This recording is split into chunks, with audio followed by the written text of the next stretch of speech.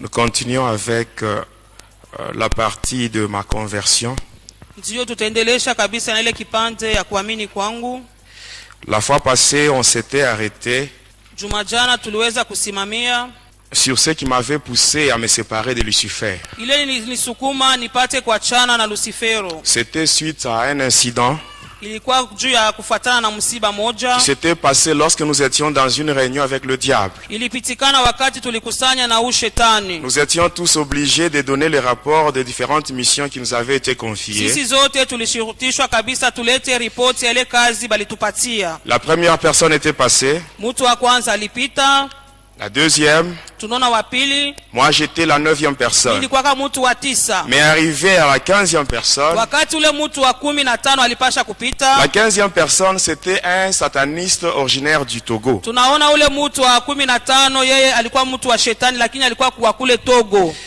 Amen. Amina. Quand il devait donner le rapport de sa mission, il avait dit qu'il avait connu un échec.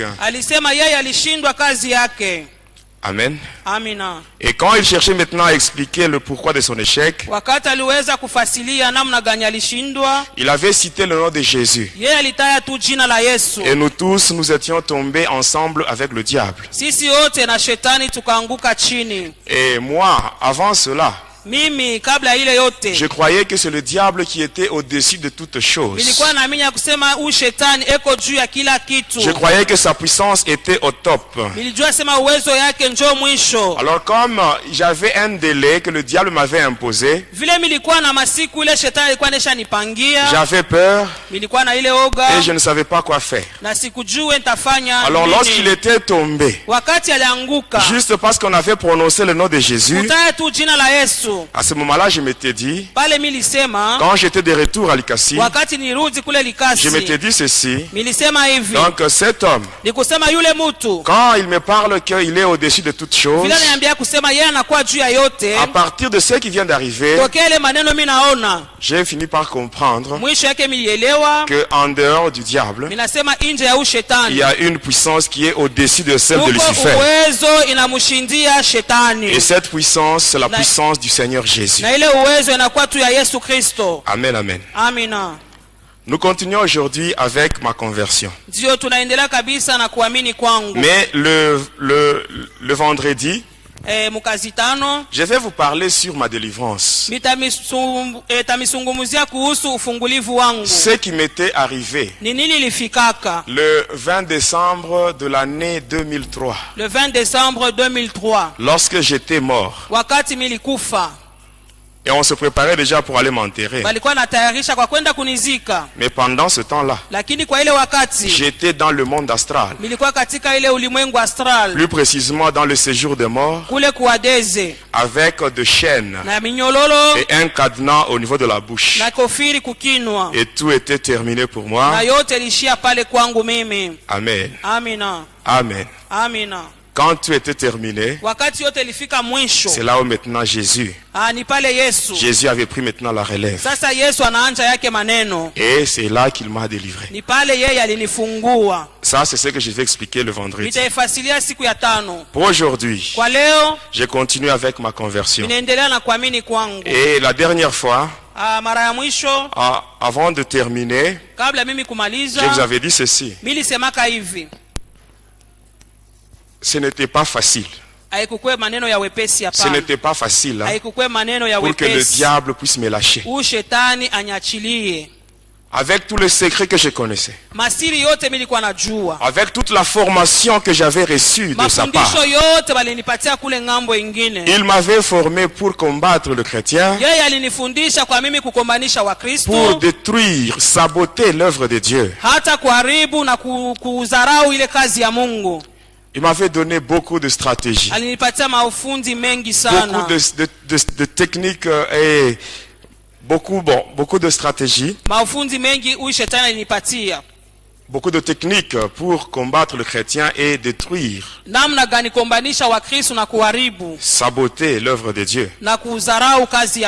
Alors quand le Seigneur Quand j'ai cherché à donner ma vie au Seigneur Jésus, le diable, sachant très bien que si cet homme est délivré et qu'il commence à dévoiler mes secrets, beaucoup d'enfants de Dieu seront affermis et beaucoup de gens seront délivrés. Alors pour cela, je ne dois pas le lâcher facilement. Faire le pacte avec le diable, c'est facile. Mais se séparer avec Satan, c'est pas une chose facile. Amen, amen. Amen. Pour aujourd'hui, j'aimerais insister sur un point. Le Seigneur Jésus a besoin de nous aider tous. Et d'une manière particulière, il a besoin d'intervenir dans ta vie. Mais toi aussi, tu dois faire quelque chose. Comme la fois passée, je vous avais dit, si tu as besoin de l'intervention du Seigneur Jésus, il faut que tu prennes le risque de dire la vérité. Et en disant la vérité, le monde n'aime pas la vérité. Le monde va te haïr à cause de la vérité. Ta famille peut te rejeter. Tes amis peuvent t'abandonner. Mais Jésus, lui, ne va pas t'abandonner. À cause de la vérité, Jésus ne t'abandonnera jamais. Parce que lui-même, il est la vérité. Et à cause de la vérité que tu vas dire, Jésus ne va pas t'abandonner. Il est l'ami fidèle. Mais bien aimé, même quand vous venez à l'église, j'aimerais vous demander une chose. Quand vous venez à l'église, il faut se dire ceci. Amen. Les hommes de Dieu, le pasteur, les évangélistes, les intercesseurs, ce ne sont pas eux qui vont donner la solution à ton problème.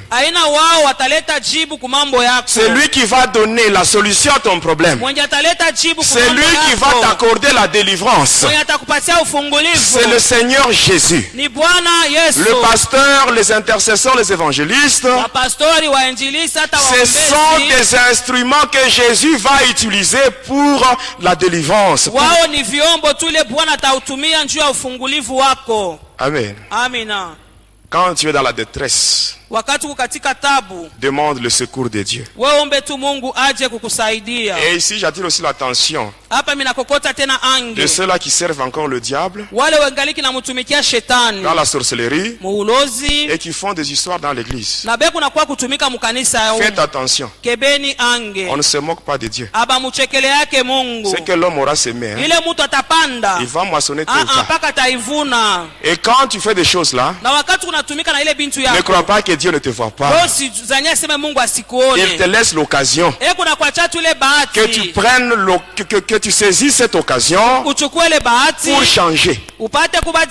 Mais si tu continues comme ça dans l'église de Dieu, sache qu'un jour, lorsque Dieu va dire trop c'est trop, Dieu va te frapper, tu seras humilié. Même les gens qui te respectent, vraiment tu n'auras plus de valeur. Amen. Lisons la parole de Dieu. Le premier livre, nous lisons le livre des Psaumes, le chapitre 60 et le verset 13. Le deuxième livre, nous lisons l'épître de Paul aux Galates, le chapitre 6 et le verset 7. Le dernier livre, c'est le livre d'Ésaïe, le chapitre 66 et le verset 16. Psaume 60, verset 13, nous lisons au nom de Jésus. Donne-nous du secours contre la détresse. Le secours de l'homme n'est que vanité. Galates 6, verset 7, nous dit ceci. Ne vous y trompez pas. On ne se moque pas de Dieu. Ce qu'un homme aura semé, il le moissonnera aussi. Ésaïe 66, verset 16, nous dit ceci. C'est par le feu que l'Éternel exerce ses jugements. Et c'est par son glaive qu'il châtie toute chair. Et ceux que l'Éternel tuera, c'est que tuera l'Éternel seront en grand nombre. Amen. Amen, amen. Lorsque j'étais rentré de cette fameuse réunion qu'on avait eue avec le diable et qui a fini par l'incident où le diable était tombé ensemble avec nous lorsque le nom de Jésus était prononcé dans ce monde-là. Alors, quand j'étais rentré, je savais que le diable m'avait imposé un délai.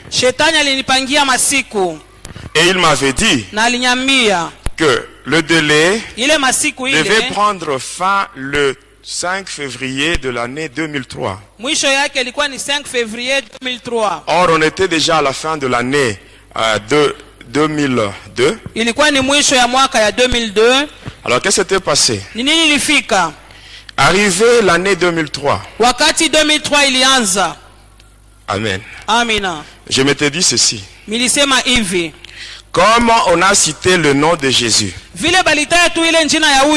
là où nous étions, et que tous ensemble avec le diable nous étions tombés par terre. Alors je dois me rendre là où on cite ce nom-là. Et là je verrai les hommes de Dieu. Ils vont prier pour moi en citant ce nom-là. Et ainsi les démons qui sont en train de me déranger vont prendre fuite. Et ainsi que c'était passé, un jour, j'avais rencontré un ami. Son nom c'est le frère Thierry. Alors il m'avait conduit chez son pasteur. C'était à Likasi dans la commune de Kikula sur l'avenue Tanganyika. C'était la nuit. Il y avait une veille de prière. Nous étions arrivés là à 21h30. Il y avait le pasteur et les intercesseurs. Ils étaient en grand nombre. Alors qu'est-ce qui s'était passé? On m'avait conduit chez le pasteur. On est allé se mettre quelque part avec le pasteur. Et là je lui relatais maintenant mon passé. Et après avoir terminé, il me dit ceci: ça va, nous allons nous occuper de ton cas. Mais pour l'instant, tu vas te mettre dans ce coin-là. Et il m'avait donné une chaise et je m'étais mis à bas.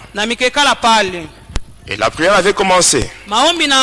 Arrivé à minuit, c'était une veillée de prière où il y avait seulement les intercesseurs et le pasteur. Ils étaient plus de 30 personnes. Alors qu'est-ce qui s'était passé? Arrivé à minuit, le pasteur m'avait appelé. Il me dit: mets-toi là. Alors qu'est-ce qui s'était passé? On avait enlevé le banc qui était là. Alors il y avait un espace vide qui était resté. Et on m'avait demandé de me mettre là au milieu. Et les intercesseurs m'avaient entouré. Ils avaient formé un cercle. Et là ils commençaient à prier. Ils avaient beaucoup prié. Ils citaient le nom de Jésus. Mais je ne sentais rien. Je ne sentais rien. Et ils avaient tellement prié de minuit jusqu'à 2h du matin. J'étais là, je le regardais et je ne sentais rien. Il n'y avait aucun effet sur moi, malgré que ces gens-là étaient en train de citer le nom de Jésus. Mais bien aimé, faites attention. Le nom de Jésus. Amen. Quand ce nom-là est cité par une personne qui vit dans le péché, il n'y aura rien. Mais si ce nom-là est cité par une personne qui marche dans la crainte de Dieu, et là automatiquement il y aura des effets. Ces gens-là priaient et à la fin ils étaient fatigués. Le pasteur allait se mettre devant la porte. pastor anaenda kuikala kule kumulango. Alors eux, les intercesseurs, ils continuent à prier. Waombezi wanaendelea na kazi yao. Pendant qu'ils priaient, wakati walikuwa naomba, ils étaient fatigués. Bakachoka. Et comme ils voyaient qu'il n'y avait rien sur moi, vile baliona kuna kitu kinafanyika juu yangu, alors ces gens-là commençaient maintenant à me donner 2 coups de poing au nom de Jésus. Sasa bakaanza kunipika makofi katika jina la Yesu. On me donnait 2 coups au nom de Jésus. Wananipika mangumi katika jina la Yesu. Mais pendant qu'ils me donnaient 2 coups, wakati walikuwa napika mangumi, mais je sentais comme s'ils étaient en train de me gratter. Nilikuwa nasikia kama beko nanipalula kwa pamwili. J'ouvre les yeux. Minafungua macho yangu. Je regarde les intercesseurs qui m'entouraient. Minaangalia wale waombezi walikuwa wananizingira. Ils étaient tous nus. Wote walikuwa uchi bila mavazi. Sans habit. Bila vazi hata moja. Si tu ne marches pas dans la crainte de Dieu, si tu n'as pas une vie de sanctification, ne t'hasarde pas de chasser les démons, mais tu vas faire la honte du nom de Jésus. Amen, amen. Amina. Alors quand ces gens-là me frappaient, alors là j'étais fâché, j'étais énervé, et je me disais à moi-même, le fait de venir ici et dévoiler tous mes secrets, c'est une trahison vis-à-vis du diable. Alors comme il n'y a rien, lorsque je vais rentrer chez moi, on va sérieusement me frapper. Et avant que je sois frappé, et là, alors là, je commence d'abord à faire frapper ces gens. Bon, je vous dis la vérité. Vous voulez que je puisse sauter cette étape? Je vous dis la vérité, hein, c'est que c'était passé. Alors là, je commençais à donner des coups. Ce n'était même pas des coups que je donnais sérieusement. Je poussais seulement ces gens. Et quand je poussais, ils sautaient pour tomber sur des bancs. Le banc était cassé. Et là j'étais sorti. Je suis sorti de l'église. Tel que j'étais. Quand j'étais arrivé chez moi, les esprits méchants m'attendaient. Et là on m'avait sérieusement tabassé. On m'avait frappé. Et là je saignais. Par les narines, la bouche, même dans les oreilles. Et le lendemain matin, je m'étais dit, je dois encore chercher d'autres serviteurs. Malgré qu'on m'avait frappé, moi-même, j'étais allé voir un autre serviteur. Vous savez, bien aimé, si tu as besoin d'être délivré, toi-même, c'est toi la première personne qui doit manifester la volonté d'être délivré. Il ne faut pas qu'on puisse te forcer. Amen. On m'avait frappé la nuit. Mais le lendemain, j'étais encore chez notre serviteur. Il y avait un frère qui m'avait conduit sur l'avenue Sankuru. J'arrive là-bas. Il y avait un monsieur là, un pasteur là. Il avait son nom, mais à la fin, on a ajouté Fire. Je ne dis pas son nom. Alors quand j'étais entré là, qu'est-ce qui s'était passé? C'était un mercredi. Sur l'avenue Sankuru. Dans cette église là, comme toiture, il y avait une bâche. Alors comme mur, c'était de nattes qu'on avait placé là. Il y avait beaucoup de gens. J'étais entré. J'avais vu le pasteur. J'avais causé avec lui. Il m'a dit ça va, il n'y a pas de problème. Va te mettre là au fond sur une banquette. Et j'étais allé là-bas et je m'étais assis. Et qu'est-ce qui s'était passé? Il a commencé à prêcher. Après la prédication, il devait maintenant conduire la prière. Il a demandé à ce que tout le monde se tienne debout. Alors quand tout le monde était debout, et le pasteur maintenant avait commencé la prière. Il avait donné un sujet de prière. Et les fidèles étaient plongés dans la prière. Et lui, il était en train de circuler. Il arrive là où j'étais, là au fond. Pendant que les autres étaient en prière, il arrive là où j'étais. Il se tient devant moi. Il me dit, frère, je viens de voir un blanc derrière toi. Il dit, ah bon, derrière moi il y a un blanc. Bon, comme tu as tué, c'est toi qui as vu ce blanc. Tu peux l'enlever de là, tu peux le faire sortir de là. Mais bien aimé, il y a des farceurs. Surtout ceux-là qui travaillent pour leur poche et pour leur ventre. Les farceurs.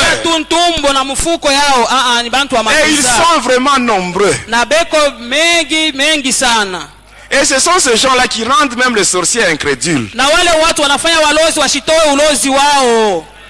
Un sorcier, il entre dans l'église, il arrive même à envoûter le pasteur. Comment est-ce qu'il peut donner sa vie au Seigneur Jésus?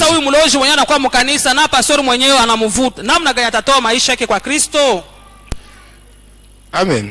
Amina. Si tu n'as pas été appelé par le Seigneur Jésus, tu dois seulement te mettre dans le pourtour comme tout le monde. On t'enseigne. Et au moment opportun, si vraiment le Seigneur t'a appelé, il va aussi t'équiper. Notre Dieu, quand il donne la vision, il donne aussi la provision. Amen. Amina. Alors il était là. Et subitement là il commence à parler en langue. Commence à parler en langue. Je le regarde. Je le regarde. Un homme sans habit. Et là il cherchait maintenant à me tenir. Alors je le regarde. Je fais seulement ceci. Avec ma main je le touche seulement. Je ne l'avais pas poussé. Je l'avais juste touché. Et juste quand ma main avait touché son corps, le pasteur était projeté. Et il est allé tomber sur le fidèle. Et quand il était tombé sur ce fidèle, la prière avait pris fin. La prière avait pris fin. Et les intercesseurs commençaient à déplacer les bancs. Et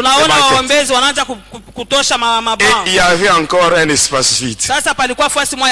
Et ces gens-là commençaient à prier pendant que le pasteur était à terre. Et eux commençaient à prier. Et ils avaient aussi commis la même bêtise. Ils commencent à me donner des coups au nom de Jésus. Et quand je commence à les pousser, ils sautent. Et quand ils sautent, ils sortent avec des nattes. Ils sortent avec des nattes. Et à la fin, quand je devais quitter ces lieux-là, il y avait juste la toiture, toutes les nattes n'étaient plus là. Et j'étais parti. Amen, amen. Et quand j'étais parti, un jour, il y a une sœur. Elle était venue me voir. C'était la mère de ma fille. Alors elle m'avait donné l'adresse d'un prophète. Du côté, quand vous êtes à Likasi, vous vous rendez vers le camp Génie.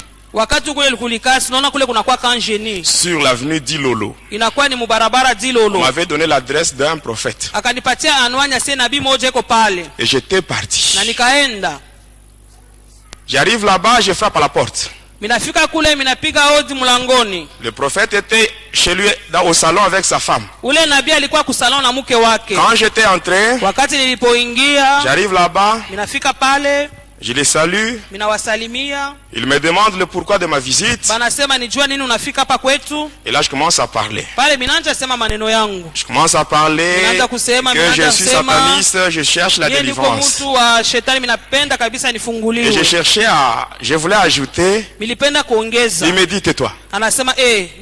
Tais-toi. Mets-toi à genoux. Pendant que tu étais en route, Dieu m'a dit Dieu m'a dit qu'en route, il y a un homme, un sataniste qui vient chez toi. Tu dois prier pour sa délivrance. Eh bien, mais pourquoi mentir? Pourquoi mentir au nom de Jésus? Mais si Dieu ne t'a pas donné un message, tais-toi. Mais bien aimé, maudit soit l'homme qui dit Dieu a dit pendant que Dieu n'a rien dit.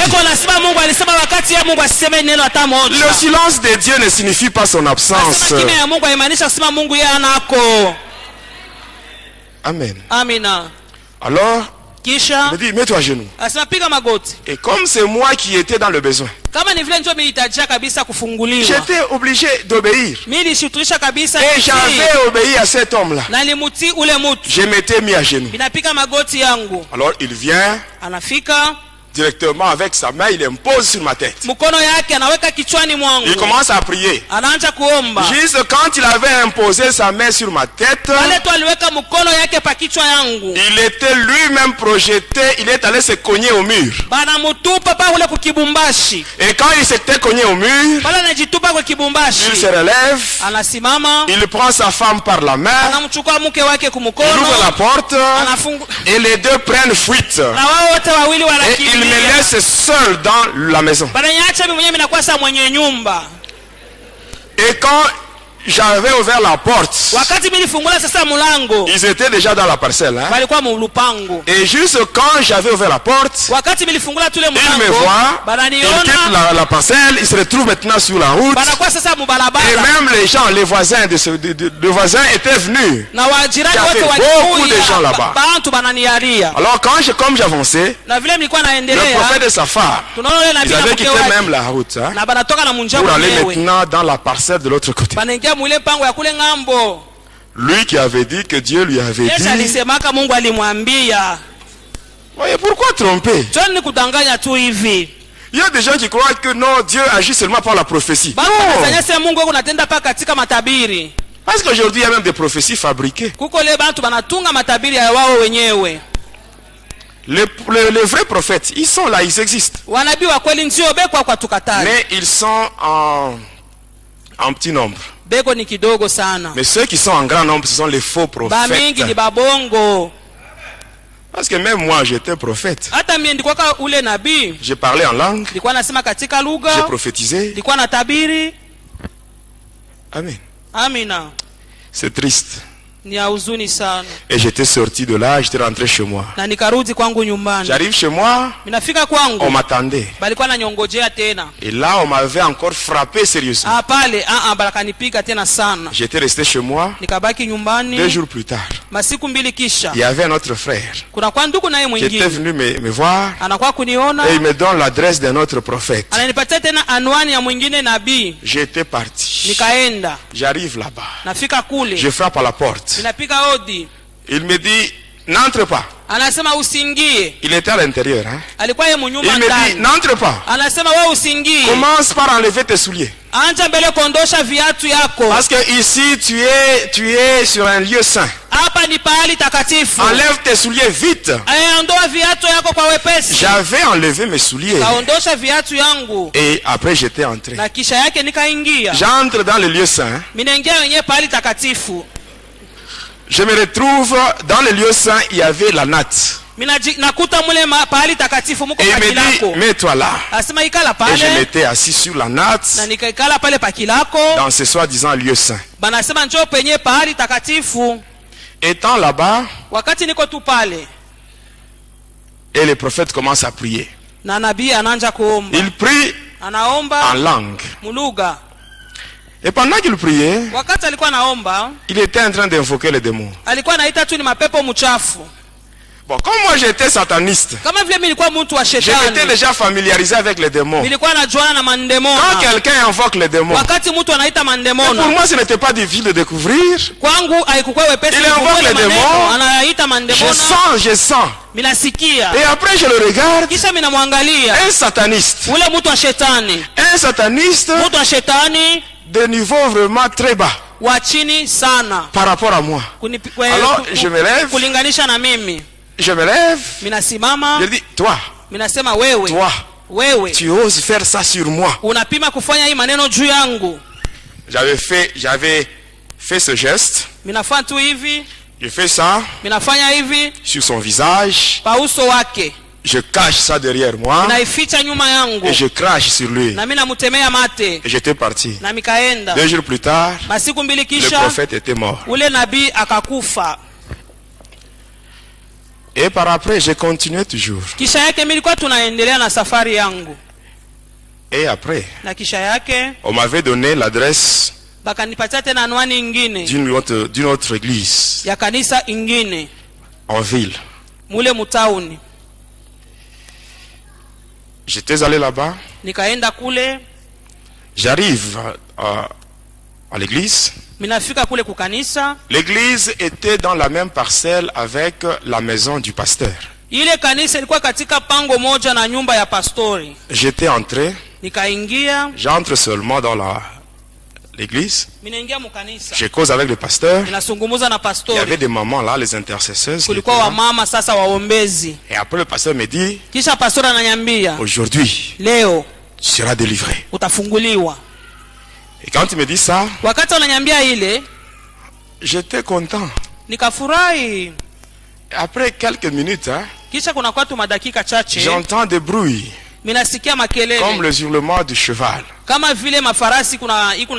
Alors quand j'avais juste entendu ce bruit là, wakati nisikia ile makelele ya wafarasi, alors là j'étais mal à l'aise. Pale milikosa kabisa parce que c'était un démon. Ilikuwa ni kipepo kichafu qui répond au nom de Karavanda. Jina lake Karavanda. Qui est le secrétaire du dragon de la mer. Anakuwa mwandishi wa ule joka wa bahari. Alors il était descendu dans l'église. Sasa akashuka mukanisa. Avec son fouet. Na fimbo yake. J'étais là debout. Milikuwa pale nishakusimama. Je ne faisais rien. Sikuwa nafanya kitu. Mais je voyais lakini milikuwa le naona pasteur et les intercesseuses, les mamans. Na bale ba mama waombezi. Karavanda avec son fouet. Karavanda na fimbo yake. Il le fouettait sérieusement. Eko na wapika fimbo vile na stahili. Et ne voyait pas celui qui le fouettait. Naona mwenye kuna wapika ni nani. Et ils avaient pris fuite. Na wote wakakimbia. J'étais resté seul nikabakia peke yangu dans l'église. Mukanisa. Les pasteurs étaient allés chez lui. Pastor akaenda kwake. Il prend de l'eau. Anachukua maji. Dans une casserole. Muchungu. De l'eau chaude. Maji ya moto. Il vient avec ça. Anakuwa nayo dans l'église. Mukanisa. Il entre. Anaingia. J'essaie seulement de bouger. Minapima kutenga. Il lance ça sur moi. Ananitupia. C'était de l'eau chaude. Ilikuwa maji ya moto. Quand j'avais essayé de bouger, wakati niliteka kidogo, il laisse là la casserole. Anaacha na kiungu il chenyewe. Sort en courant. Anatoka mbio. Et j'étais resté seul. Nilibakia peke yangu. Et après, na kisha j'étais mouillé. Nikalobana. Parce qu'il avait versé de l'eau sur moi. Alimwanga maji juu yangu. J'étais mouillé. Nikalobana. Et là je sortais. Na pale bilikuwa natoka. De la parcelle. Mumpango. Alors quand je sortais, wakati bilikuwa natoka. Il me dit frère, arrête-toi. Anasema ndugu simama kwanza. Alors je m'étais arrêté. Nikasimama. Il vient. Anasema kuja. Il me dit ceci. Ananyambia hivi. Frère.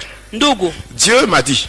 Mungu ananyambia. Dieu vient de me dire. Mungu anatokea mkunyambia pour ta délivrance. Dieu ufungulivu wako. Il faut faire la sélection. Il faut faire une coalition de 10 pasteurs.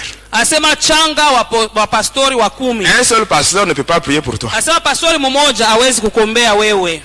Mais bien aimé, ça c'est la folie. Hii ni mazimu wapendwa. C'est la folie. Mazimu. Amen. Amina. Tu peux être seul. Unaweza kuwa wewe moya. Tu peux être seul. Unaweza kuwa wewe moya. Face à 100 ou à 1000 satanistes. Mbele ya wachawi ils ne peuvent rien faire contre toi. Hawawezi kitu hata moja. Parce que ceux qui sont avec toi wale wako pamoja sont en plus grand nombre que ceux qui sont avec eux. Wanakuwa mingi kushindia wale wanakuwa nao. Mais c'est ce qui s'était passé quand les Syriens étaient allés vers Élisée. Ni ile mambo ilipita wakati wa Suria walienda kule kwa Elisha. Son serviteur Géasi était en train de trembler. Ule Géasi mtumishi wake alikuwa anatetemeka. Parce qu'il avait vu les troupes des ennemis. Aliona vikosi vya wadui. Et Élisée lui avait dit. Elisha akamwambia, n'aie pas peur. Wewe usiogope. Ceux qui sont avec nous wale wanakuwa pamoja nasi sont en plus grand nombre que ceux qui sont avec eux. Wengi sana kushinda wale wanakuwa nao. Toi seul. Wewe mwenyewe. Toi seul. Wewe mwenyewe. Mais tu peux détruire ou saccager tout un bataillon de démons. Unaweza kupomona mzuri kuharibu bataillon mzima ya mademona. Si tu es avec Jésus, kama uko pamoja na Yesu, si tu as la crainte de Dieu, kama uko na neema ya Mungu, si tu as une vie de sanctification, kama uko na maisha utakaso, c'est possible. Inawezekana. Amen. Amina. Moi, du moment que j'ai donné ma vie au Seigneur Jésus, wakati nilitoa maisha yangu kwa Yesu, je n'ai jamais eu peur de qui que ce soit. Siogopake yeyote tena. Peur de quoi? Si le diable lui-même, si le diable lui-même m'a vomi, alors le petit sorcier ici, le petit sorcier, le petit bébé qui, le petit moustique qui vole sur le balai, le petit rose-chrétien qui fait des bruits à Lubumbashi. Mais avoir peur de ces gens-là. Mais ils sont plus petits, plus petits. Parce que c'est lui qui est en nous. Mais il est plus fort plus que tous les démons qui sont dans les catcheurs, les rose-chrétiens, les sorciers. Mais bien aimés, nous devons vivre ce qui est écrit dans la parole de Dieu. Amen. Pourquoi avoir peur? Moi tel que vous me voyez, je peux passer même à minuit. Je passe à côté d'un cimetière. Je ne vais pas avoir peur. Parce que je sais que mon Dieu à moi, il est puissant. Je peux marcher tête haute, poitrine bombée en balançant le bras. Je passe parce que j'ai confiance. Et je connais ma relation avec Jésus. Je connais ma relation avec mon Dieu, mes bien-aimés. Voilà pourquoi même quand je témoigne, il y a des petits sorciers qui m'envoient des flèches. Et tout ça, quand ils font tout ça, moi j'ai pitié de ces gens. J'ai pitié de ces gens parce qu'ils ne peuvent rien me faire. Si Dieu est pour moi, qui sera contre moi, mes bien-aimés? Pourquoi avoir peur? Tu trouves on a placé des fétiches la nuit. Tu te réveilles le matin, tu commences à trembler. Prends ces choses, brûle au nom de Jésus, il n'y aura rien. Amen. Amina. Quand tu as peur, quelque part, si tu as peur, ça veut dire quelque part ta relation avec Jésus n'est pas bonne. Mais nous devons vivre ce que Jésus, ce que la parole de Dieu nous dit. Jésus lui-même il dit, voici je vous donne le pouvoir de marcher sous les serpents, les scorpions, sur toute la puissance de l'ennemi et rien ne pourra vous nuire. Et c'est la vérité. C'est la vérité. Moi on m'a déjà piégé à maintes reprises. On a déjà envoyé des satanistes. Mais malgré tout ça, je n'ai pas peur. Je vais continuer à témoigner. Je vais continuer à dévoiler les œuvres du diable. Et tout cela pour la gloire de Jésus. Il y a des gens qui tremblent. Quand tu trembles, tu donnes la force à tes ennemis. Et quand tu minimises les ennemis, c'est facile pour toi de les écraser. Amen. Alors quand j'ai été sorti de cette église-là, on m'avait encore adressé à une autre église. J'étais arrivé là. Alors on commençait à prier pour moi. Ils étaient à 6. Les 4 là se sont précipités pour mettre leurs mains sur ma tête. Et ils étaient projetés. Alors quand ils étaient projetés, les 2 qui étaient restés debout, ils m'avaient abandonné pour s'occuper de ces gens-là qui étaient à terre. Alors là j'étais sorti, j'étais rentré chez moi. Après cela, j'étais allé dans une autre église sur l'avenue Foyer Social. J'entre par la porte principale. Les démons descendent, ils commencent à frapper les gens commencent à sortir par la porte secondaire. J'étais parti. Je vais encore sur l'avenue Lumumba. Croisement avec l'avenue Mukumbi. À côté, il y a une station de Fina. J'étais entré là. Il y a des démons qui frappaient les gens. Les gens avaient pris fuite et on m'avait laissé. Je quitte cette église-là. Je vais sur l'église suivante. Sur une même avenue. Même chose. Je vais dans une troisième église. Sur une même avenue. Même chose. Et à la fin, j'étais... Amen, hein? Amen. J'étais entré dans 23 églises. Mais dans toutes ces 23 églises, je n'avais pas trouvé la solution à mon problème. À la fin, qu'est-ce qui se faisait? Lorsque je me rendais aux églises, moi je partais avec une bonne intention. Je ne partais pas là-bas pour que les démons descendent afin de frapper les gens. Moi je disais la vérité. Amen, amen. Amina. Et à la fin, qu'est-ce qui s'est passé? Lorsque je me rendais aux églises, qu'est-ce qui s'est passé? On me voyait de loin. Et là, on m'envoyait des frères. On vient me voir. On dit, frère, le pasteur a dit, ne viens pas dans notre église. Tu vas faire fuir les gens.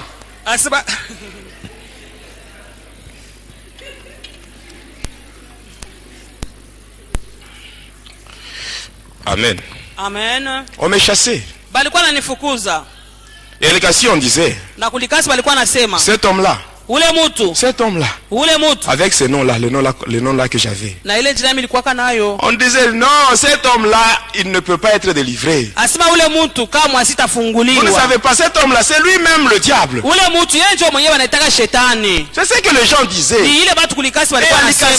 C'est ce qui était connu. On ne voulait plus de moi dans les églises.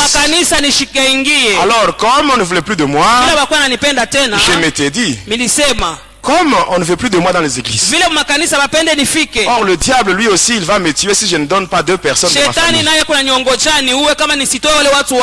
qu'est-ce que je dois faire? Que je rentre dans ma famille et que je dise la vérité. Peut-être en leur disant la vérité, ils peuvent remédier à mon problème. Alors un matin, j'avais pris mon courage, j'étais allé dans ma famille. Mon père était là. Mes frères et sœurs étaient là. Sauf ma mère, elle était en Zambie. Et quand j'étais arrivé là, il y avait un oncle paternel qui était venu du village. Il était de passage à la maison.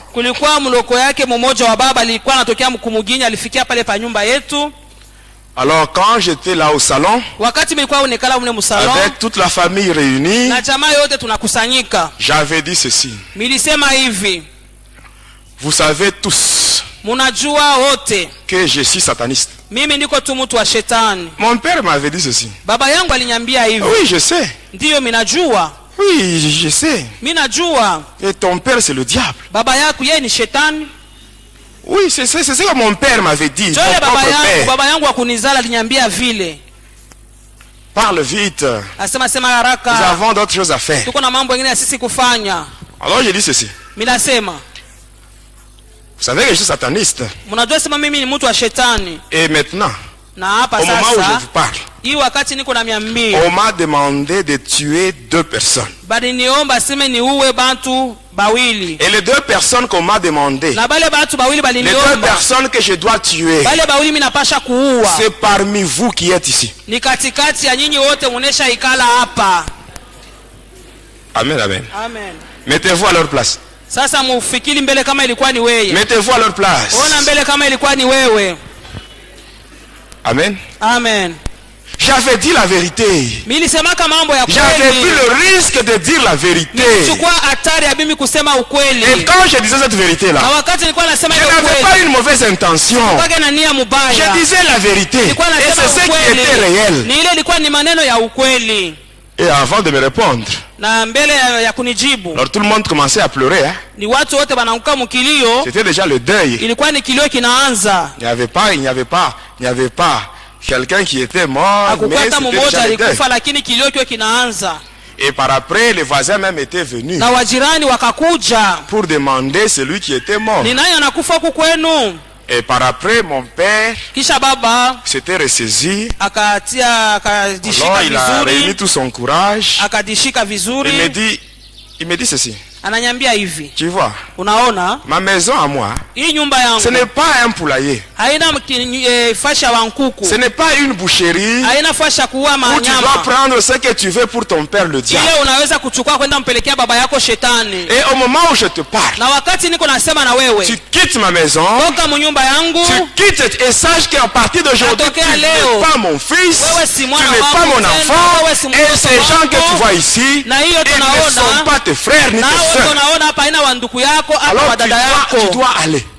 Tu dois quitter ma maison. Il appelle son jeune frère. Il lui fait une lettre. Et il lui dit, tu dois rentrer au village. Et lorsque tu seras là-bas, tu leur diras, s'ils apprenaient qu'il y a deuil à Likasi, ils sachent que c'est cet homme ici qui vient de tuer. C'est ce qui s'était passé. Et là, je ne savais pas, je ne savais plus où aller. J'étais sorti de ma famille, chassé de ma famille. Les églises ne voulaient pas de moi. Ma famille m'avait rejeté. Tous les amis que j'avais, ils m'avaient abandonné. Tous ces amis à qui je payais la bière, ils n'étaient plus là. Et j'étais resté seul. Seul. Et je souffrais. Je souffrais. J'étais sorti de là. Je ne savais pas où aller. Je n'étais pas tranquille.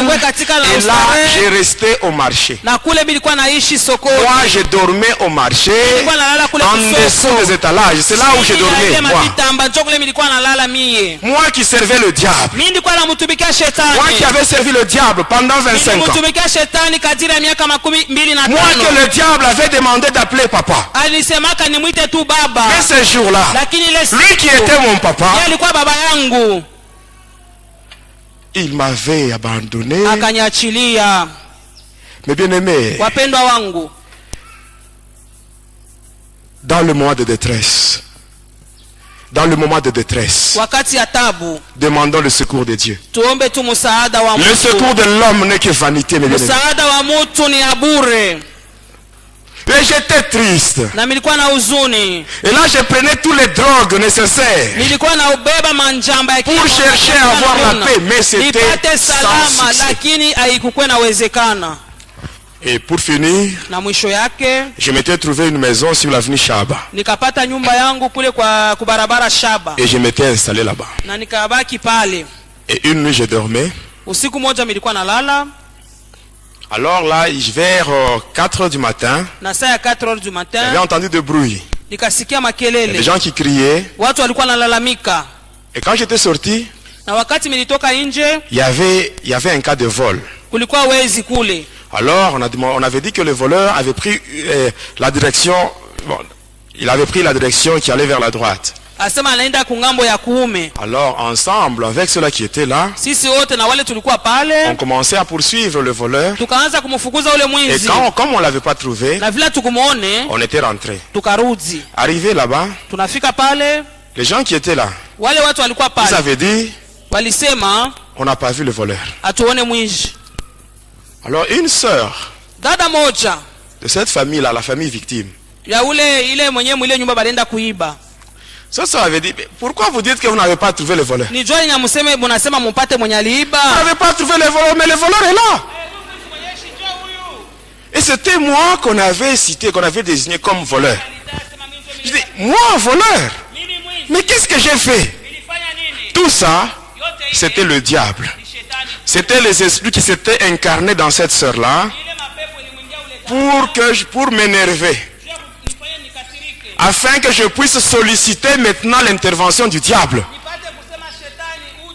Alors quand on avait dit ça, cette sœur pour moi c'était une humiliation. Alors je me disais, moi voleur? Alors je m'étais concentré, j'ai fait une invocation. On me dit, on va régler ce problème. Mais toi, donne les deux personnes qu'on a dit. J'ai dit ça va, je donne, je vais donner. Alors quand j'avais dit ça va, je vais donner, automatiquement on me dit va au commissariat de police. On va te donner deux policiers. J'étais allé là-bas, je n'avais pas porté plainte. J'arrive là, l'OPJ me voit, il me dit c'est toi. Directement il appelle deux policiers, accompagnez cet homme. Et nous étions partis, arrivés là, on avait arrêté les gens qui m'avaient accusé. On les avait arrêtés, on avait arrêté 3 personnes et on les avait placés dans... On les avait placés au cachot. Le papa, le chef de cette famille-là, c'était un pasteur. Alors qu'est-ce qui s'était passé? J'étais rentré chez moi. J'avais pris mon carnet noir. J'avais pris 2 noms de membres de ma famille restreinte. J'avais pris là-bas. Je devais maintenant les tuer. Il fallait seulement rayer leur nom pour que la mort intervienne quelque temps après. Amen. Amen. C'était le 2 février de l'année 2003. Le 2 février 2003. Alors quand j'étais allé au commissariat voir l'OPJ, j'arrive là, il me dit que le pasteur était libéré. On l'avait libéré la nuit. Alors je dis pourquoi on l'a libéré? Il y a des pasteurs qui sont venus plaider pour lui. Alors je lui dis, est-ce que toi tu acceptes ça? Alors là je m'étais concentré. Je commençais maintenant à les manipuler.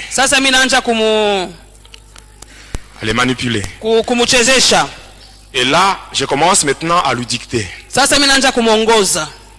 Je commence maintenant à communiquer avec lui par télépathie sans le savoir. Je commence à faire la transmission de mes pensées dans sa tête à partir des esprits. Il commence maintenant à rédiger un papier. Et il prend le dossier, il transfère cela au parquet. C'est ainsi que ce papa-là, on l'avait pris de chez lui et on l'avait conduit au parquet. Et maintenant le 3 février, je devais me rendre au parquet. Et quand j'étais arrivé là, ce papa était là. Il tremblait. Le pasteur là. Il me suppliait. Moi je le regardais. Je dis moi, pardonnez cet homme. Pendant que, à cause de cet homme et sa famille, j'ai décidé de tuer 2 membres de ma famille. Il doit mourir aussi. Et pendant que j'étais là, j'attendais le magistrat. Et quelques temps après, il y avait le magistrat. C'était le magistrat Kasongo. Kasongo de Likasi. Il était venu, il m'avait appelé dans son bureau, il m'avait entendu, et après il m'avait dit, tu as raison, tu as raison, cet homme ici, il doit payer. Et là j'étais content. Et quand j'étais sorti, il y avait un papa qui était passé par là. C'était l'oncle paternel à la mère de ma fille. Et quand il m'avait vu, il me dit, non, le pasteur ici, c'est un papa très bien. Il a un bon témoignage. C'est un bon papa. Quand nous étions très jeunes, ce papa c'est lui qui nous avait fait grandir. Ainsi je te supplie, retire seulement ta plainte. Amen. Amina. Amen. Amina. C'est tel que tu es là. Amen. Hein? Amen. Tu dois savoir à bien vivre avec les gens. Parce que ce papa là, Amen. Amen. À cause de son passé. À cause de ce qu'il faisait dans son passé, il y a eu un homme qui est venu parler à sa place. Et quand ce papa me parlait, je ne sais pas ce qu'il m'avait poussé. Je dis ça va. J'entre dans le bureau du magistrat. Je lui dis bon ça va, je retire ma plainte. Veuillez libérer ce papa. Alors lui me dit ça va, comme toi tu as arrêté ta plainte, mais moi en tant que magistrat il doit aussi me donner l'argent comme amende de l'État. Il dit ça va, ça c'est ton problème entre toi et lui. Moi et ce papa c'est terminé. C'est comme ça que j'avais laissé ce papa. Mais sur moi, je savais que 2 membres de ma famille devaient mourir. C'était le 3 février. Et là j'ai quitté le parquet. Je me rendais vers le centre de la ville.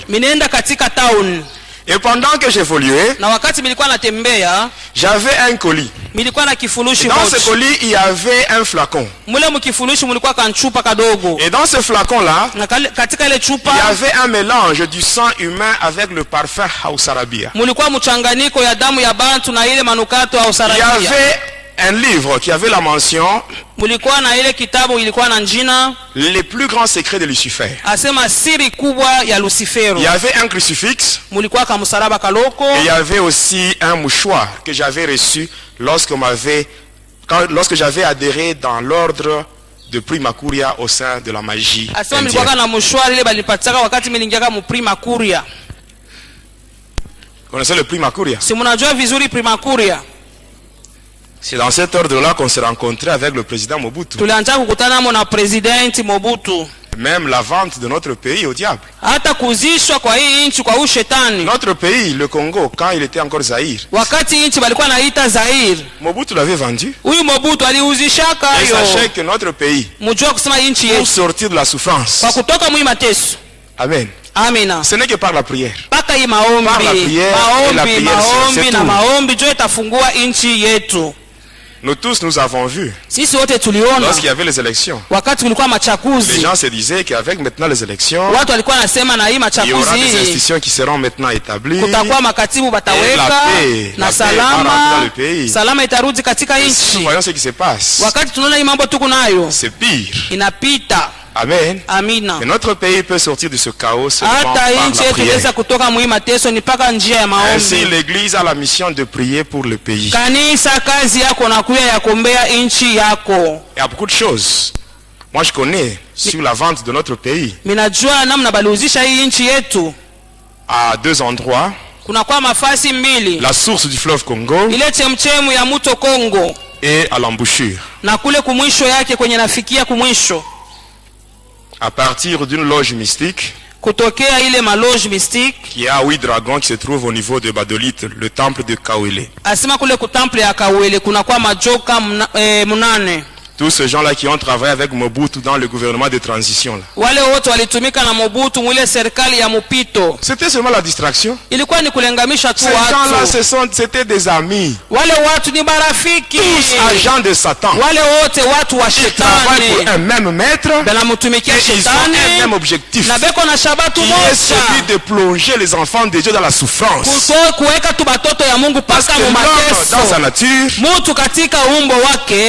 n'accepte pas facilement la souffrance. Quand la souffrance dure, l'homme finit par retourner chez le diable. Amen. Et pendant que je partais, j'étais en route. J'étais sur le boulevard de l'Indépendance. Étant arrivé à un niveau, j'évoluais vers le centre-ville. Alors pendant que je passais, il y avait une église. Dans cette église-là, on parlait sur la sorcellerie. On parlait sur la sorcellerie. Celui qui parlait, c'est celui qui faisait la modération. Alors quand j'avais entendu cela, je m'étais dit, mais ces gens, avec leurs églises, ils parlent toujours sur la sorcellerie. Ils parlent sur la sorcellerie, le satanisme. Mais si un sataniste ou un sorcier se présente, ils ne font rien. Ainsi, je vais entrer ici. Je vais appeler les démons. Et ils vont frapper tous ces gens pour qu'ils ne puissent plus parler sur la sorcellerie. J'étais entré. Je m'étais mis sur une place. Et les chrétiens étaient là. Ils priaient. C'était le matin. C'était le matin. À l'intercession matinale. J'étais là. Et après, l'homme là qui devait conduire la prière, il dit ceci: vous tous qui êtes assis, quittez vos places et venez vous mettre ici. J'avais laissé mon colis là-bas et j'étais venu ensemble avec les vrais chrétiens. J'arrive là, je me mets à genoux. Tout le monde était à genoux. On avait donné une requête et les gens priaient les yeux fermés. Moi aussi j'étais là avec les yeux fermés. Pendant que les autres priaient, moi j'ai invoqué les démons. J'ai invoqué les démons. D'habitude, chaque fois que j'ai invoqué les démons, quand les démons sont en route, je regarde dans ma main. Je vais voir apparaître l'ombre. Alors ce jour-là, j'étais à genoux. Je commence à invoquer les démons. J'invoque. Je regarde dans ma main. Il n'y avait rien. J'invoque. Je regarde dans ma main. Il n'y avait rien. Mais pendant que j'étais à genoux, je sens au niveau de la toiture une petite chaleur. Et cette petite chaleur, elle ne faisait que descendre progressivement. Et pendant que ça descendait, la chaleur augmentait d'intensité. Et pendant que ça augmentait d'intensité, ce n'était plus la chaleur. Ce n'était plus la chaleur, mais c'était le feu. C'était le feu. C'était le feu. Et pendant que ça descendait, c'était arrivé sur ma tête. Alors quand ça m'avait touché à la tête, mais bien aimé, c'était terrible. Tel que j'étais sataniste, je suis arrivé devant un brasero. Il y a des braises là, bien allumées. Je vais introduire ma main là-bas. Je prends une braise, je ferme ma main. Et quand je vais ouvrir ma main, vous verrez que la braise sera éteinte et sera sur le chapeau. Mais ce jour-là, le feu qui était descendu sur moi, ce n'était pas le feu de brasero, c'était le feu que je n'avais jamais senti. Et quand le feu descendait sur moi, ça ne s'était pas limité sur la tête, mais ça descendait dans mon corps tout entier jusqu'au pied. Et là, mon corps commençait à brûler à l'intérieur de moi. C'était terrible. Je m'étais infiltré dans l'église de Jésus avec une mauvaise intention.